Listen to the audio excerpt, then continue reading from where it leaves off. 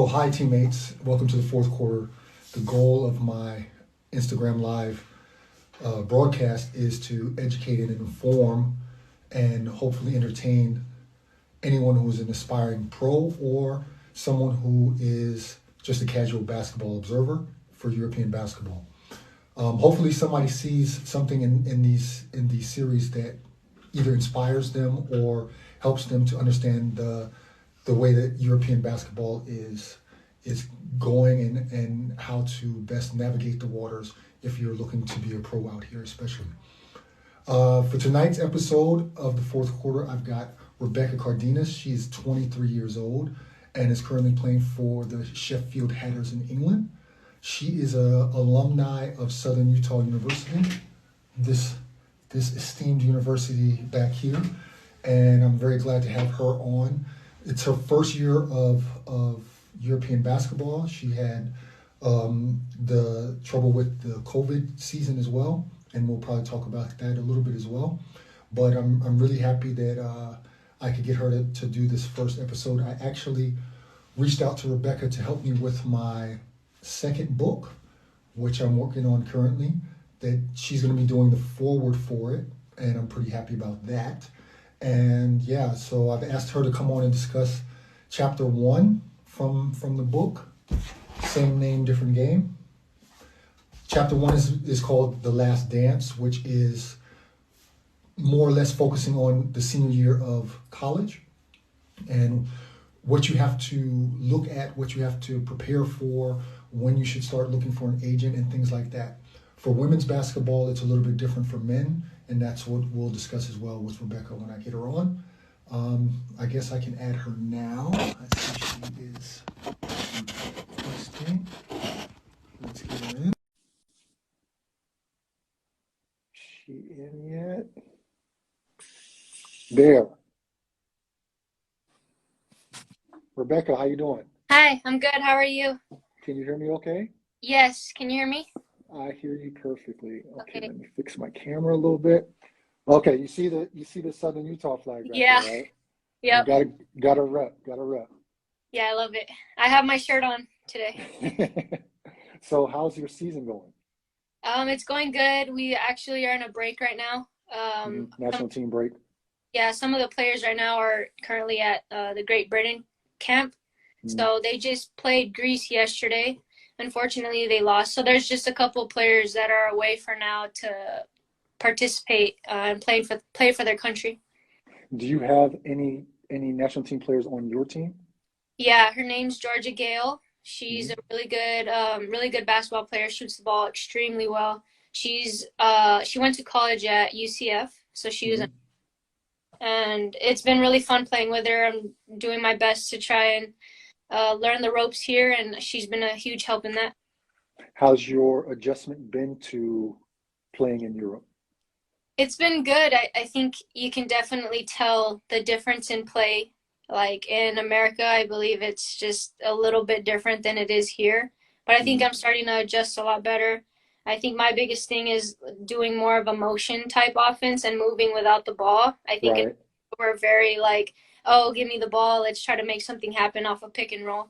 And I think that's the biggest adjustment that I've had to make. So just moving without the ball, learning how to cut, learning how to get involved in different ways. So a lot less one-on-one out here. Right, exactly. And obviously in college you have the 30 seconds, so now it's the 24. Right, 24.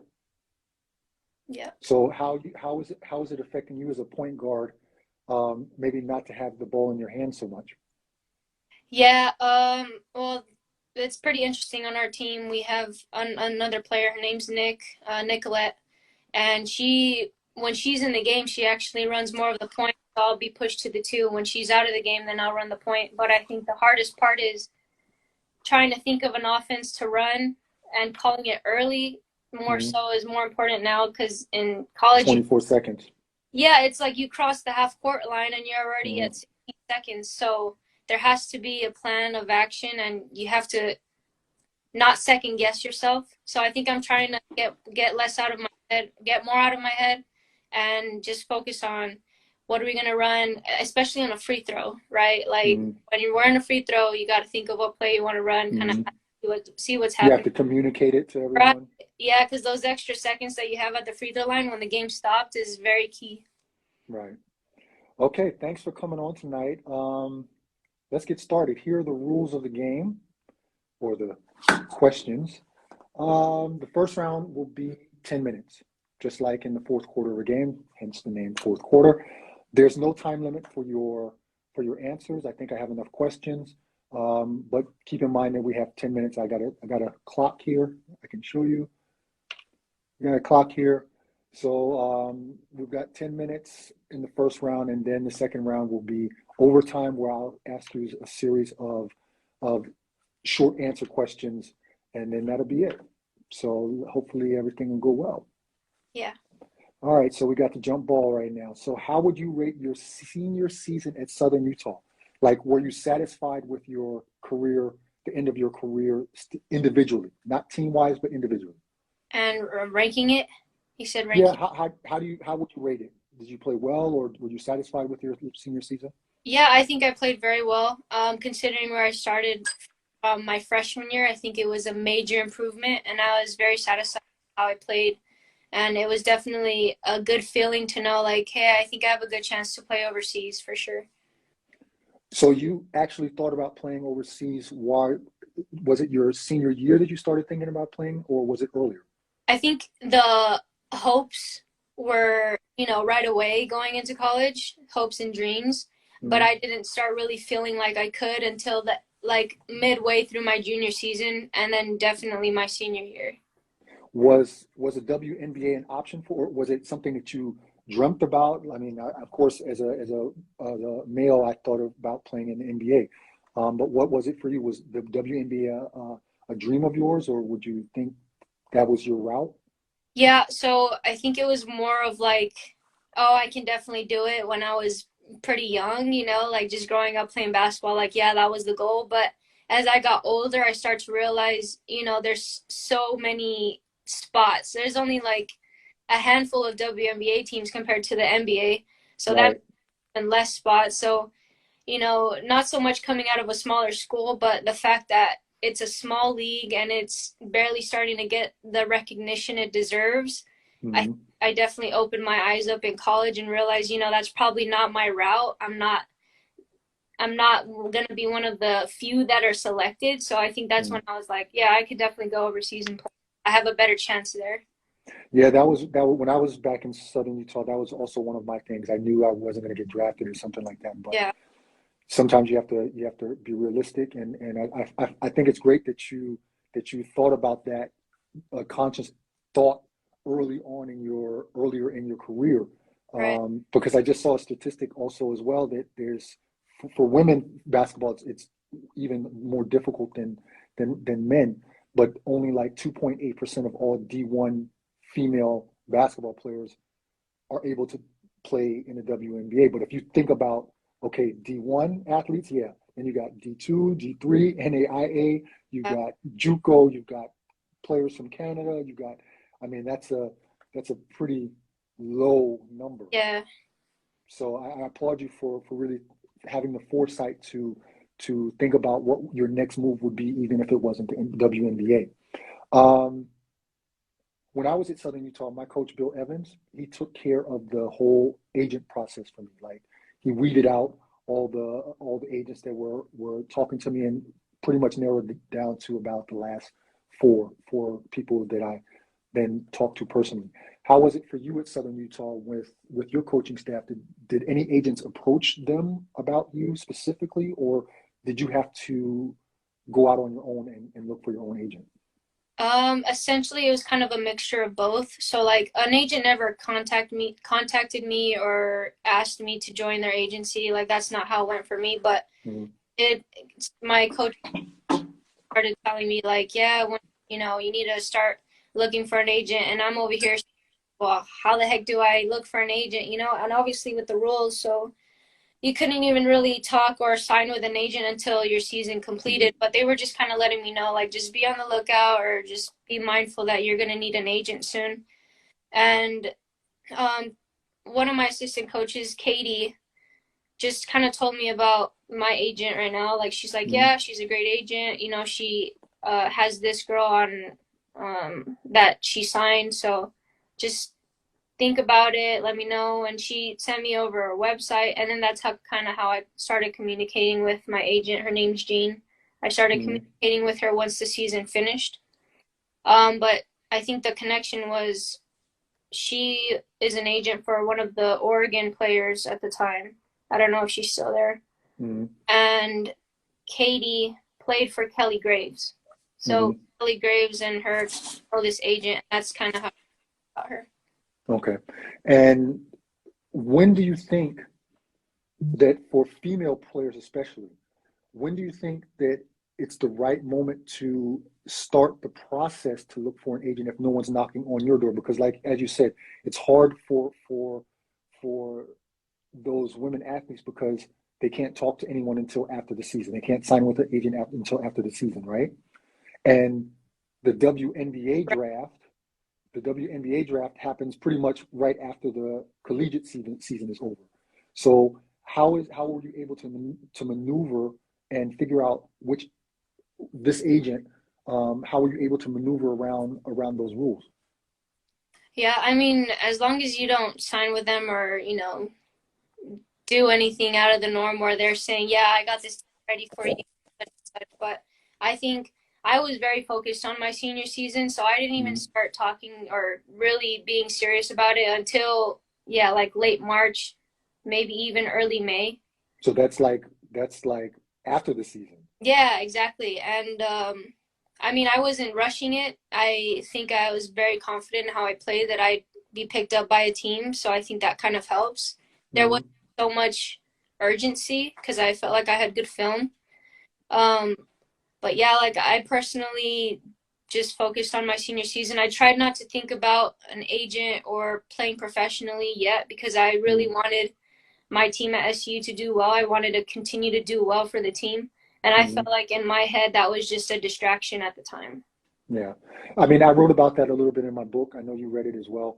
That senior year should be really focusing on your senior year and putting up good stats, putting up good numbers, getting your film together, things like that. Right. As far as word of mouth with finding an agent, do you think that social media these days is a help or a hindrance? I feel like it's a help. I mean, there's only so many ways that you can connect with a person, like face to face. So I think being able to connect with someone online that you won't be able to connect with in person is helpful. But at the same time, like, you have to be careful with what you're posting and tweeting or whatever, because I think, your agent doesn't want to just sign anybody. I'm sure they want to know that you're going to be responsible and be a good person and, do good things while you're away. You're in a different country with a different team. Yeah. So, just having that image, it has to be positive. And that's the only way I could see social media hindering it. But otherwise, I think it's really great for trying to network and trying to meet people that your people know to try and get overseas. Yeah. I know you had some initial start problems with your career overseas because of COVID. Can you talk a little bit about that? What happened? Yeah, so I signed with my agent and I was like, all right, ready to go. I'm ready to head out. But then COVID hit, and I think it was in March of 2020. So we ended up not finishing off in regular classes. Like, we were all sent home and told, hey, we're doing online until we figure out what this virus is. And months continue on and it's still a thing. And people were saying, oh, it's going to be over by the end of summer. And I was like, okay, I'm pretty hopeful. Like, I can still go out and play. And next thing you know, it's already like September. We're having all these lockdowns, having all these rules implemented. People are struggling with the virus, and it's just like a scary time. Nobody really knows what to do. So I think the season really just started, but teams weren't playing. Right. Like, there were some teams that were like, yeah, we're in it. Some teams that were like, no. There were some leagues that were like, we're canceling it all. That also just had no idea. So my particular situation was I signed with the team. I flew out there, stayed for a week, and then I got sent back home. So it was just like a matter of luck. I feel like some players did get to play, even if it was Mm-hmm. half the season, some people got to play, but I never got to play and I signed with that team. So it was almost like, well, can I go back out there this year? And it never happened. Is there anything that you can think about while you were at Southern Utah that maybe would have helped you prepare for coming overseas? We're not talking about with COVID, but just something that you wish you would have known back then that maybe would have helped you. That would have helped me. Mhm. I mean, besides having my book. Besides what? Sorry? Besides having my book. Your book? Yeah. Yeah, that was really, I actually learned a lot from it, especially in the later chapters with the financing and stuff like that. Mm. Honestly, I think just if someone would have told me that the game's going to be different, not to expect a pick and roll every single time you come down the court. I feel like Americans really do focus on the pick and roll. Not that Europeans don't, but it's not the centerpiece of their game, I think. Right. A lot of coaches go into motion, so I think either getting to learn more of motion before I came out here or somebody just a heads up like, hey, this is not how it's going to be like in professional. So you spoke on this earlier. Do you think you have a little bit of a chip on your shoulder because to prove as a foreigner in a European country that even though you went to a smaller mid-major school that somehow you have that chip on your shoulder to prove that even though you played at a small school that you're able to play on a higher level in Europe? Yeah, I feel like it's like a chip on my shoulder, but more so because I'm a rookie. I don't think people really care what school you came from, especially out here, because they don't really know like the difference between Southern Utah and then like a Utah University, if that makes sense. They just know area of where you're at. So I think the biggest thing is just being a rookie and like it being your first season. I think that's where I get the chip on my shoulder. Like, I don't want to go out there eyes wide open, not knowing what I'm doing. Like, I just have to be confident. Last question. I feel like women have more challenges and more things to think about when they think about going to play overseas, right? They have different health issues. Maybe some want to start a family, so they have a whole different thing to think about. And usually women don't play very long overseas. Do you have any tips, a certain tip that you would give to aspiring female athletes, especially if they are thinking about coming overseas to play basketball? Yeah, I think this is a little bit off topic, but I've heard of people, wanting to forego an extra season of eligibility to go straight into the pros from college. And I feel like there's no rush. College basketball is definitely some of the best years of your life. So if you have an extra year, I think you should definitely take it. Yeah, I agree. That's the advice I have. But if you're going to leave college and you're going to come out and play overseas, you can't be locked up in your room all the time. You have to really find the teammates that you're going to be close to and just kind of go out and go on adventures, because you're away from family and you're very far. The timing's off. I think I'm 7 hours ahead of home.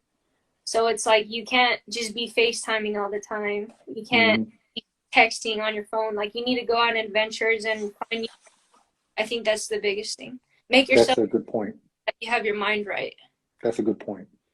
Okay, so now we've got the overtime session. I've got about 15 questions for you, and you just answer how you like. First question is favorite WNBA player. Favorite WNBA player, Elena Delle Donne for sure. She's a beast. Yes. Okay. Favorite NBA player. NBA player at the moment, it's Damian Lillard. I switch a lot. Okay. Before Damian, who was it? It was James Harden. Okay. Yeah. Who is winning the NBA championship this season? NBA championship, I think LeBron and the Lakers. I think they'll figure it out. I know they're having so? Start, but I think LeBron will he'll be the king that he is, and he'll figure it out. Okay. Have you had fish and chips yet in England? I have. What did you think? They're pretty good. I wouldn't say I'm crazy about them, but I had to get into the British vibe over here. What's your favorite thing about now? This is your job, right? So Mhm. what's your favorite thing about being a professional now? I think my favorite thing is just knowing that I'm getting paid for it. Like Mhm. it's not like in college where it's like your main focus is school. Here, my main focus Mhm. is my job, which is basketball. And I Right. think another thing is like coaching. Like a lot of players that go overseas to play end up coaching younger teams. I've Mhm. really enjoyed coaching the younger girls around here to try and inspire them to play and learn the game, really. That's good. What's the worst thing about being a professional? Worst thing, for sure is being an American. You're pretty much told be here and do this, and you you're at their mercy essentially. Times restraints and things Yeah, like that. time constraints. We have practice tomorrow, 3 to 5 on a Saturday. So stuff like that. Hey, but it's your job, so It's my job. Yeah. okay. Did you have until now, did you have a welcome to Europe basketball moment? A welcome to Europe. What Basketball moment. basketball moment? Um, no, just I think just bickering with the refs. They don't take that here. They don't take it at all. So whatever you do in America, you're definitely not going to get away with here. Do you get called for travels a lot? Travels, no. I don't. No? You don't get that American travel. No, I don't take the 3 steps. I don't do that. Okay. No, I mean on the when you're holding the ball and you want to drive, did you have to put the ball down first before you take that first step? Oh, no, I that hasn't been an That issue. hasn't? Okay. No. When I first came over, I got like 5 calls a game Oh, that's travel. Um, Courtside seats, Lakers or Warriors? Lakers. I'll go Lakers. Shaq or Barkley? Shaq. MVP or championship? Definitely championship. Score or pass? Uh, Let's say for an assist. Score or assist? Score or assist? Score. I'd say score. Text or FaceTime? FaceTime. How do you beat homesickness? Going out on adventures. Yeah. Yeah. What's your favorite movie? Favorite movie? Oh my gosh. I'm not a huge movie watcher. Are you more Netflix, No, actually, series? I don't really get into movies or shows, but I guess for the sake of it just being Disney, I'll go with Frozen as my favorite Disney movie. Okay. Okay. Last question. How long do you think you'll want to play professionally? As long as my body allows. If my wheels are still going and I'm happy, then I'll keep going. But if it's time, I'll know when it's time. You'll know where to stay. Yeah. Yeah. Your body will let you know. Just listen to your body. That's Yeah. Okay. That's it, Rebecca. Thank you very much. You did a great job answering my questions. I'm sure somebody will benefit from your take on the last season of college, first season overseas, and your professional career is just at its start. And I wish you all the best on your journey, especially being a Southern Utah alma mater like all. myself.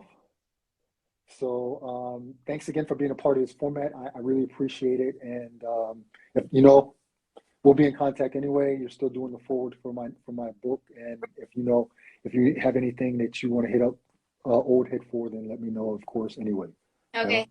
For but having me. I And really yeah, appreciate you excited having you on. book. Excuse me, sorry. I'm super excited about your next book. I can't wait for it. Yeah, I need to. I'm a little bit behind on it right now, but It's a I'll get back to it. it's a journey. It's a journey, yeah. Yeah. So, teammates, thanks for watching. If there's some information that you feel you or someone that you know might need, please pass this information along. It's really important that we as a basketball community, that we help each other out and make sure that everybody knows what's going on and is informed. So as usual, any save is greatly appreciated. I hope to see everybody next time.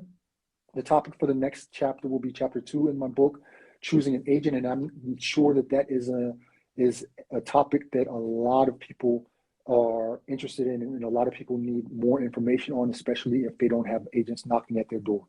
So I hope to see everybody next time. The next time and date will be posted accordingly. And yeah, that's it. That's game over. I hope everybody has a good evening or afternoon wherever they are. And see you next time. Thank you, Rebecca. I appreciate it. For having me. Bye. Thanks. Bye-bye.